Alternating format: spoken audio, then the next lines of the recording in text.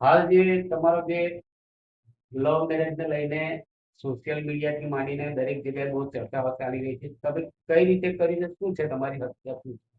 મારા હસબન્ડનું નામ ફૈઝલ દિવાન છે. અમે છેલ્લા 3 વર્ષથી રિલેશનશીપમાં હતા. ત્યાર પછી અમે મેરેજ કરવાનું ડિસાઈડ કર્યું અને અમારા ઇન્ટર રિલિજન મેરેજ કરવાના હોવાથી અમે સ્પેશિયલ મેરેજ એક્ટના અંદર અમે મેરેજ કરવાનું ડિસાઈડ કર્યું, જેથી લીગલી રીતે અમારી પાસે મેરેજ સર્ટિફિકેટ આવે અને એમાં કોઈ પ્રોબ્લેમ ના આવે.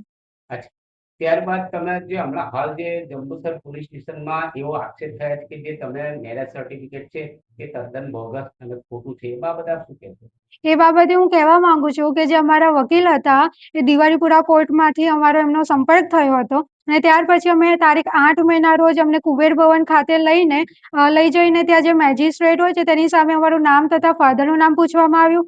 ત્યાર પછી અમને અમારા ઓરિજિનલ ડોક્યુમેન્ટ બધા લઈને અમારી પાસે સિગ્નેચર પણ કરાવવામાં આવી. ત્યાર પછી અમને 1 મહિનાનો નોટિસ પીરિયડ આપ્યો અને તારીખ 15 જૂનના રોજ અમને ફરીથી કુબેર ભવનમાં બોલાવીને આગળની કાર્યવાહી હાથ ધરી હતી અને તારીખ 19 જૂનના રોજ પછી અમને અમારા વકીલ દ્વારા આ મેરેજ સર્ટિફિકેટ આપવામાં આવ્યું હતું. તો શું શું નામ છે તમારા વકીલનું અને કેટલી ફી આ જે રજીસ્ટર માટે કેટલી ફી લેવામાં? અમારા વકીલનું નામ ભરતભાઈ વણકર છે અને અમે એમની પાસે ટુકડે ટુકડે કરીને 2,37,000 જેટલા એમને આપ્યા છે. તો શું તમે કેશમાં કે ચેક આપ્યો?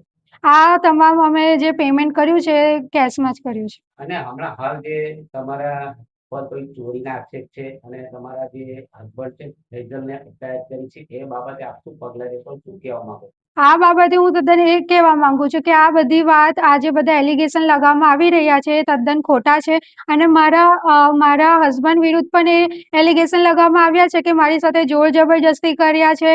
ત્યારબાદ જે અમે એક વિડીયો વાયરલ કર્યો હતો, એ વિડીયોમાં પણ એવું કહેવામાં આવ્યું છે કે મારી પાસે જોર જબરજસ્તી કરીને આ વિડીયો બનાવવામાં આવ્યો છે. પણ હું અહીંયા જ તમને ચોખવટ કરવા માંગુ છું કે આ વાત તદ્દન ખોટી છે. મેં મારી મરજીથી, મારા પર કોઈ પણ જાતના પ્રેશર વગર મેં એમના સાથે મેરેજ કર્યા છે અને મારા પર કોઈ જ જાતનું પ્રેશર નથી. હવે હાલ જે તમે આવા આગળની કાર્યવાહી જે સર્ટિફિકેટ જે ખોટું છે તે તમે તમારા વકીલ સાથે વાતચીત કરી કે એનું કોઈ નિરાકરણ માટે શું કર્યું તમે? જ્યારે અમને 17/8ના રોજ જ્યારે જંબુસરની પોલીસ મારા હસબન્ડને અરેસ્ટ કરવા આવી, ત્યારે અમે અમારા વકીલનો સંપર્ક કર્યો કે આ રીતે અમને પોલીસ અરેસ્ટ કરવા આવી છે. ત્યારે અમારા વકીલ દ્વારા જણાવવામાં આવ્યું કે હું તમને સવારે કચેરી પર જઈને બધું તપાસ કરીને ઇન્ફોર્મ કરું છું. ત્યાર પછી અમને વકીલ દ્વારા કોઈ જ કોલ કે અમે જે સામેથી કોલ કર્યા તેના પણ અમને આન્સર કરવામાં આવ્યો નથી.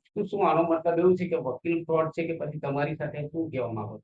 આમાં તો એ જ સાબિત થાય છે, અમે અમારું સર્ટિફિકેટ કઈ જાતે બનાવ્યું નથી કે ના મારા હસબન્ડને બનાવ્યું છે ના મેં બનાવ્યું છે. અમને જે વકીલ દ્વારા વકીલ દ્વારા જે આપવામાં આવ્યું છે એ જ સર્ટિફિકેટ અમે જંબુસર પોલીસ સ્ટેશનમાં રજૂ કર્યું છે. હવે એ સાચું હોય ખોટું હોય એ અમારો વિષય નથી, એ અમને અમારા વકીલ દ્વારા આપવામાં આવ્યું છે. તેથી મેં પોલીસને નમ્ર વિનંતી કરું છું કે આ કેસની નિષ્પક્ષપણે જાંચ કરવામાં આવે અને આ કેસના જે મુખ્ય આરોપીઓ છે એમને પકડવામાં આવે. હવે આની અંદર તમે મદદગારીની અંદર ફિરોઝ દિવાનું પણ નામ ઉમેરવામાં આવ્યું, શું એ ખરેખર તમારી સાથે હતા ખરા?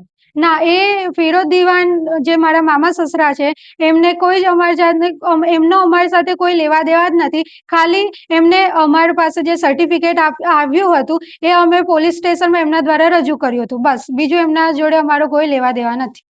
સોશિયલ મીડિયામાં તમારી માતા દ્વારા એવો આક્ષેપ કરવામાં આવ્યા છે કે જ્યારે મેરેજ કર્યા પછી તમે એમનો સંપર્ક કર્યો નથી, કાં તો પછી એ લોકો ને તમને કઈ મુલાકાત નહીં થઈ, એ બાબતે આક્ષેપ ઘણા બધા છે. એ બાબતે શું કહેશો? હું આ બાબતે તમને ઇન્ફોર્મ કરવા માંગુ છું કે અમે જંબુસર પીઆઈને જ્યારે અમારું મેરેજ સર્ટિફિકેટ મોકલ્યું હતું ત્યારે પીઆઈ દ્વારા કહેવામાં આવ્યું હતું કે તમારા ઘરના લોકો જોડે વાત કરી લો અને એમને પણ ઇન્ફોર્મ કરી દો.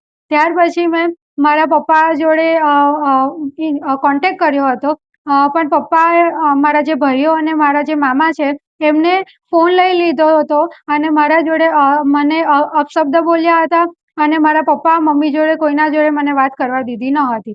ત્યાર પછી મારા મામીનો 2 દિવસ પછી કોલ આવ્યો હતો, તો મેં એમનો કોલ પણ રિસીવ કર્યો હતો અને તેમના જોડે વાત કરી હતી અને તેમને ઇન્ફોર્મ કર્યું હતું કે હું એકદમ સહી સલામત છું અને મારી મરજીથી મેં મેરેજ કર્યા છે અને મારા મામાની જે છોકરી છે એના જોડે પણ મેં કન્ટિન્યુઅસ કોન્ટેક્ટમાં હતી, તેમ છતાં એ લોકો આ રીતે ખોટા ખોટા એલિગેશન લગાવી રહ્યા છે.